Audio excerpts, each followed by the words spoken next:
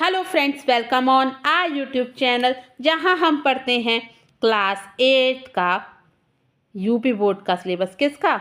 UP board का syllabus, जिसमें हम डिस्कस कर रहे हैं आज क्या? भारत संसाधन एवं विकास। क्या डिस्कस कर रहे हैं? भारत संसाधन एवं विकास। इसमें कौन सा चैप्टर डिस्कस कर रहे हैं? कोई मुझे बताएगा? चैप्टर 3 डिस्कस कर रहे हैं हम। इसी के साथ हम चैप्टर 3 पर आ गए हैं और हम धीरे धीरे क्या कर रहे हैं, एक एक चैप्टर कंप्लीट करते जा रहे हैं। आप पढ़ते रहिए, ठीक है बच्चा। मैं सोच रही हूँ ये मैं पूरा चैप्टर पढ़ाऊंगी, इसमें आपको शॉर्ट नोट्स दूंगी, जिससे कि आप ना एक एक मतलब लाइन में पढ़ते जाएं और आपको चैप्टर का मतलब समझ में आता जाए। मैं पूरे चैप्टर को सोच रही हूँ, पहले आपको पढ़ाऊंगी चैप्टर, उसके बाद आपको दो मतलब जो चैप्टर में इंपॉर्टेंट होगा बहुत ज़्यादा, एक एक लाइन में उनको बताती जाऊँगी, ठीक है। तो पहले आपकी चैप्टर की क्लास होगी, फिर पहले आपकी क्या होगी मैं समझा देती हूँ। चैप्टर के सारा समझेंगे, ठीक है। फिर उसकी क्या होगी? शॉर्ट नोट्स, ठीक है, जो आपको लिखने हैं, जो आपके आगे काम आएंगे। उसके बाद क्या होगा? क्वेश्चन आंसर्स होंगे। इसी के साथ ये चैप्टर, ऐसे हम अब चैप्टर करेंगे जिसके साथ चैप्टर हो जाएगा कंप्लीट, ठीक है बच्चा। चलिए, भारत खनिज संपदा। भारत क्या है? खनिज संपदा का देश है। भारत में क्या क्या खनिज पाए जाते हैं, कैसे कैसे खनिज पाए जाते हैं, कहाँ कहाँ पाए जाते हैं, इनका प्रयोग हम कैसे करते हैं, हम ये सब पढ़ेंगे। किसमें? भारत खनिज संपदा के बारे में। क्या आपको मालूम है, क्या आप जानते हैं पालक, बथुआ जैसी अनेक शाक सब्जियों में लोहा, तांबा आदि खनिज पदार्थ मिलते हैं। आप कहते हैं ना, आपने पालक के बारे में सुना होगा। पालक में क्या पाया जाता है? आयरन पाया जाता है। क्या पाया जाता है? आयरन। और आयरन को ऑब्जर्व करने के लिए हमारी बॉडी को आयरन ऑब्जर्व तब हो सकता है जब उसमें क्या हो? विटामिन सी हो। अगर ये मान लीजिए विटामिन सी नहीं है तो हमारी बॉडी आयरन ऑब्जर्व नहीं कर पाएगी। इसलिए हम कहते हैं ना, जब भी पालक की सब्जी खाओ थोड़ा सा उसमें नींबू निचोड़ लो, जिससे क्या? सिट्रिक एसिड, जितने भी सिट्रस फल होते हैं, जितने भी खट्टे फल होते हैं, उनमें क्या होता है? उनमें होता है विटामिन सी होता है बच्चा, ठीक है। ये एक्स्ट्रा नॉलेज थी जो मैंने आपको दे दी, बस ऐसे ही पढ़ते चलिए, ठीक है। क्या होता है? लोहा होता है, तांबा होता है, अनेक खनिज पदार्थ मिलते हैं जो हमारे शरीर के लिए तथा सभी जीव जंतुओं के लिए आवश्यक होते हैं या नहीं? हमारे बॉडी में कभी कभी हो जाती है ना, मिनरल्स की कमी हो गई, विटामिन्स की कमी हो गई, न्यूट्रिएंट्स की कमी हो जाती है, जिसकी वजह से हमारी कैल्शियम की कमी हो गई, हमारी बोन मैरो कमज़ोर हो जाती हैं, हड्डियां कमज़ोर हो जाती हैं, कभी आयरन की कमी हो जाती है, उससे क्या हो जाता है? एनीमिया हो जाता है। और एनीमिया को क्या कहते हैं?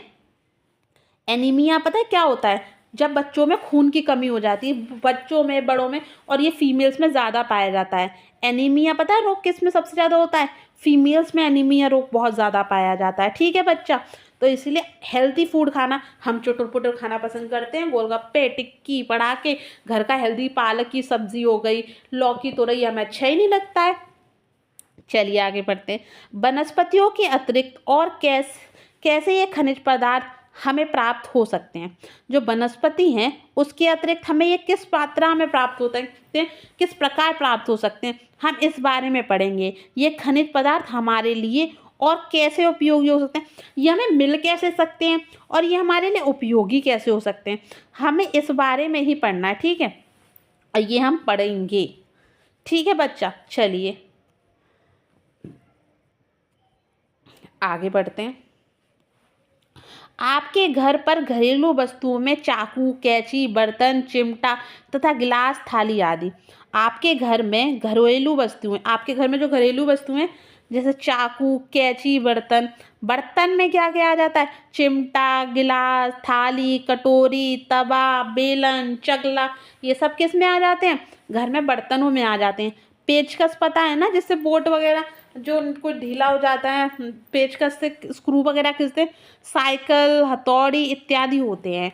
इनके साथ ही रेल इंजन, रेल पटरी, मोटर, कार, तलवार, अस्त्र शस्त्र आदि आपने देखे होंगे। आपने देखे हैं या नहीं? मुझे कमेंट बॉक्स में बताएंगे ज़रूर कि आपने देखे हैं या नहीं देखे।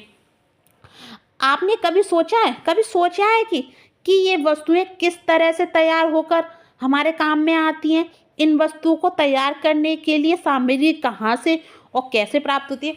ये आप मान लीजिए, जो आपने बर्तन देखे हैं, साइकिल देखी है, पेचकस देखा है, हथौड़ी देखी है, जितनी भी चीज़ें आप देख पा रहे हैं, आपने कभी सोचा है ये आपको कैसे मिलती हैं?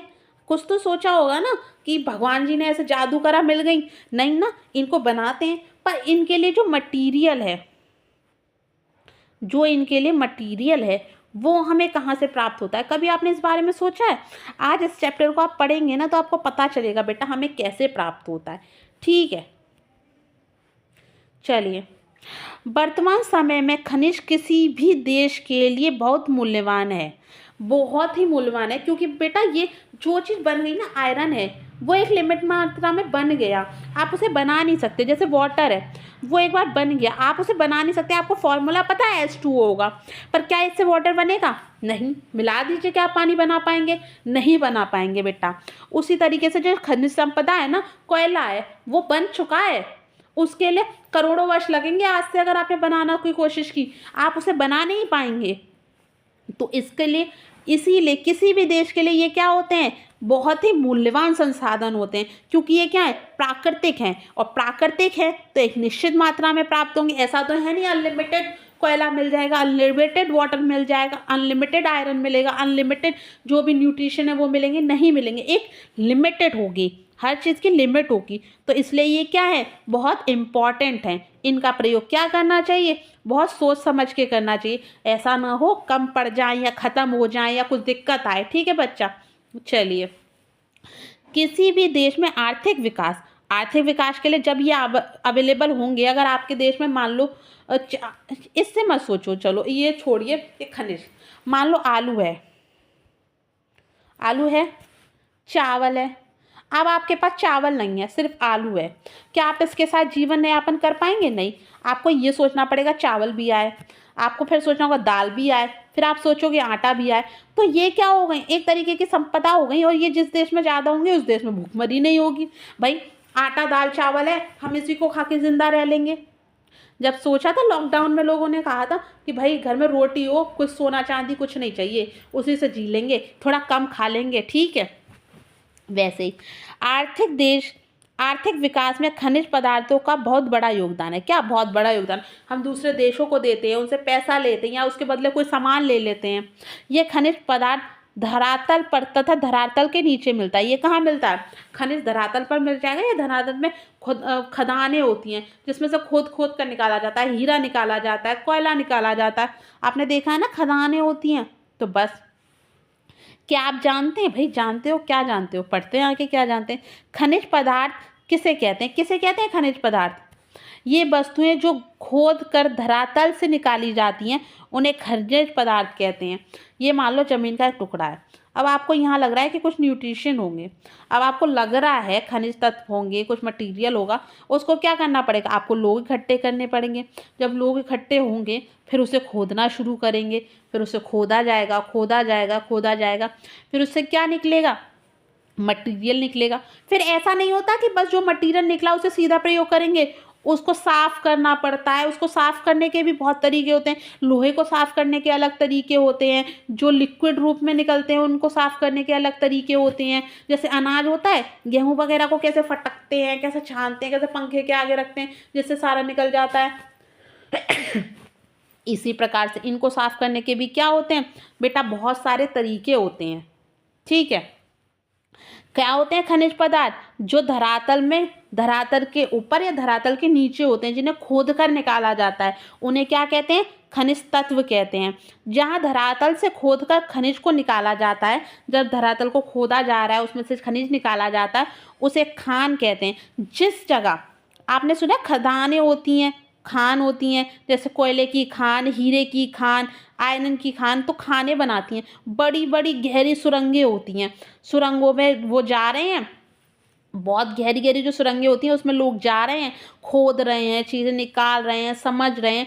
तो बहुत रिस्की होता है बेटा। आपने शायद एक मूवी देखी होगी, मुझे नाम नहीं याद आ रहा, अक्षय कुमार की, हाल फिलहाल में ही आई थी, ज़्यादा पॉपुलर नहीं हुई, मतलब ज़्यादा हिट नहीं थी मूवी।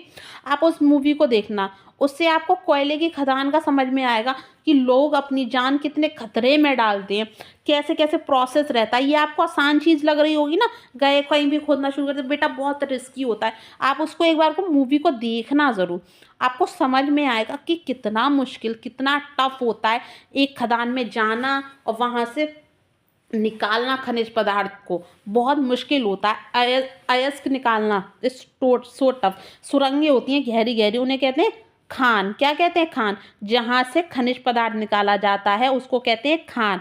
खनिज पदार्थ जिन कच्ची धातुओं से मिलकर बनता है, मैंने बोला था ना कि ऐसे सीधे खनिज प्राप्त नहीं हो जाता है, उसे छानना, बीनना, ये सारी चीज़ें करनी पड़ती हैं। जिस रूप में हमें खनिज प्राप्त होता है, जिस रूप में हमें खनिज मिल रहा है, उसको क्या कहते हैं? अयस्क कहते हैं। जिस रूप में हमें खनिज प्राप्त हो रहा है उसको क्या कहते हैं? अयस्क कहते हैं। आपने कभी मिट्टी के बड़े बड़े खट्टों, पहाड़ों, नदियों, बालू आदि को खोदते देखा है? जब आप आप कभी मिट्टी के बड़े बड़े गड्ढों को देखा है? पहाड़ों और नदियों से बालू आदि को निकालते, आपने बालू को निकालते देखा है नदियों से? बालू कैसे निकलती है? ऐसे बड़ी बड़ी क्रेन आती हैं, ऐसे खोदी जाती है, बालू भरी जाती है। देखी है न, गंगा में बालू देखी है? आपने गांधी जी की दांडी मार्च में नमक आंदोलन, ये भी नमक कैसे बनाया जाता है पता है? नमक कैसे बनाया जाता है पता है? ऐसे समुद्र होता है, मान लो ये समुद्र है। अब यहाँ पे ना आपने छोटी छोटी से ऐसे बना दिए, क्यारी जैसी बना दी। अब इसमें समुद्र का पानी आया, फिर समुद्र का पानी आया, इसमें भर गया पानी, फिर छोड़ दिया पानी, सूख गया, फिर नीचे क्या रह जाता है? नमक रह जाता है, क्योंकि समुद्र क्या होता है? खारा होता है, उसमें नमक होता है। तो इसमें क्या भर गया? नमक भर गया। फिर उस नमक को छान कर, प्रोसेस कर कर क्या बनाया जाता? खाने योग्य बनाया जाता। दांडी यात्रा क्यों हुई थी? अंग्रेजों ने क्या कर दिया था? अंग्रेज हमें नहीं करने दे रहे थे नमक का प्रयोग। उन्होंने बोल दिया था नमक नहीं यूज़ कर सकते। उन्होंने ऐसा नहीं बोला था नमक यूज़ नहीं कर सकते, उस पर इतना ज़्यादा कर लगा दिया था, नमक इतना ज़्यादा महंगा हो गया था कि एक गरीब किसान, एक भारत का नागरिक नमक खरीदने में क्या हो रहा था? असमर्थ हो रहा था। इसीलिए क्या किया था गांधी जी ने? नमक तोड़ो आंदोलन किया था। कानून, नमक का कानून तोड़ो आंदोलन किया था, जिससे कि उन्होंने नमक बनाया और सारे लोगों ने फिर इसका पालन किया। इससे क्या हो गया? इसी को कहते हैं दांडी मार्च, नमक आंदोलन, जिसमें गांधी जी ने स्वयं नमक बनाया और जिससे कि लोग उसका प्रयोग कर सकें और उनको नमक आसानी से प्राप्त हो, जो अंग्रेज हमें प्राप्त नहीं करने दे रहे थे। आपको ये भी पता चल गया नमक कैसे बनाते हैं। आप मुझे बोलेंगे तो मैं वीडियो डाल दूंगी एक नमक कैसे बनाते हैं, ठीक है? आप मुझे बोलिए तो सही, आप बोलते ही नहीं हैं। आप, मुझे पता ही नहीं चलता आपको पसंद आ रहा है या नहीं पसंद आ रहा। नमक आंदोलन के विषय में चुना और पढ़ा के विषय में नमक आंदोलन के बारे में पढ़ा है, सुना है या पढ़ा है? नहीं पढ़ा तो आज आपको पता चल गया क्यों हुई थी।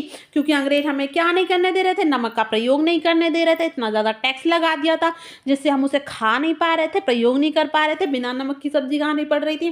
फिर गांधी जी ने इसको तोड़ने के लिए क्या किया? दांडी मार्च निकाला अहमदाबाद से और फिर इसका नमक खुद बनाया, जिससे कि इसका आंदोलन हुआ और जिससे नमक तोड़ो आंदोलन कंप्लीट हुआ। इसी के साथ आम लोगों को नमक मिलने लगा। और बाकी आप इस बारे में और भी पढ़ सकते हैं, ठीक है? नमक कैसे बनाया जाता है? समुद्र में क्यारी बनानी है, उसमें पानी भर जाएगा, वो सूख जाएगा, उसके बाद नमक मिल जाएगा, फिर उसे आप छान वान के जैसे साफ़ करें वो कर सकते हैं। आजकल आयोडीन वगैरह डाल दिया जाता है, कहते हैं आयोडाइज नमक आ रहा है। यह नमक हमें समुद्र से प्राप्त होता है, किंतु त्योहारों पर्वों पर खाने वाला सेंधा नमक हमें धरातल की चट्टानों से प्राप्त होता है। जो हम व्रत में नमक खाते हैं ना, हम कहते हैं व्रत वाला नमक, वो कौन सा नमक होता है? वो सेंधा नमक होता है। और जो हम नॉर्मली प्रयोग करते हैं वो हमें कहाँ से प्राप्त होता है? समुद्र से। पर जो सेंधा नमक है वो हमें कहाँ? चट्टानों के रूप में प्राप्त होता है, धरातल पर, धरातल की चट्टानों से प्राप्त होता है। वो जमीन पर चट्टानें बनी होती है, बहुत ऊंचे ऊंचे पहाड़ जैसे चट्टानों के ढेर होते हैं, तो उनको तोड़ के हमें कहाँ से प्राप्त होता है? सेंधा नमक हमें वैसे प्राप्त होता है। और जो हम नॉर्मल नमक खाते हैं वो हमें कैसे? समुद्र से प्राप्त होता है। इसी प्रकार चाकू, पेचकस, साइकिल, चारा मशीन बनाने वाली लोहा खनिज भी धरातल से प्राप्त होता है। यह खनिज पदार्थ दो प्रकार के होते हैं, धात्विक और अधात्विक। धात्विक में कौन सा आ जाता है? लोहा, तांबा, सोना, चांदी, एल्युमिनियम। अधात्विक में कौन सा आता है? कोयला, खनिज, तेल, अवरक, गंधक, पोटाश। धात्विक में वहाँ वो चीज़ें ज़्यादा आती हैं जिनमें चमक होती है, जो थोड़ी सॉलिड होती है, जिनमें चमक भी होती है, थोड़ी सॉलिड होती हैं। आपने देखा टन टन की आवाज़ भी आ जाती है, सोना, चांदी, लोहा, एल्युमिनियम। तो धात्विक वो। अधात्विक में लोहा, लकड़ी, तेल, अम्लक, गंधक, पोटाश, इनमें कोई चमक तो होती नहीं है, ये कोई सॉलिड भी नहीं होती। टन टन जैसी आवाज़ आती है क्या? नहीं आती। इनको पीटना भी नहीं पड़ता, ये तो बस टूट जाती हैं। धात्विक को पीटना पड़ता है उसकी शेप देने के लिए। इसके साथ आज की क्लासेस यही कंप्लीट करते हैं। बाकी कुछ बेटा समझ में आ रहा है या नहीं समझ में आ रहा है मुझे बताइए। चैनल को लाइक कीजिए, शेयर कर कीजिए। जो इस चैप्टर के नोट्स वगैरह होंगे, वन शॉट नोट्स होंगे, उसके लिए टेलीग्राम से जुड़े रहिए और पढ़ते रहिए, बढ़ते रहिए, खुश रहिए। समय की कीमत रखिए, समय आपकी कीमत रखेगा। ठीक है बच्चा।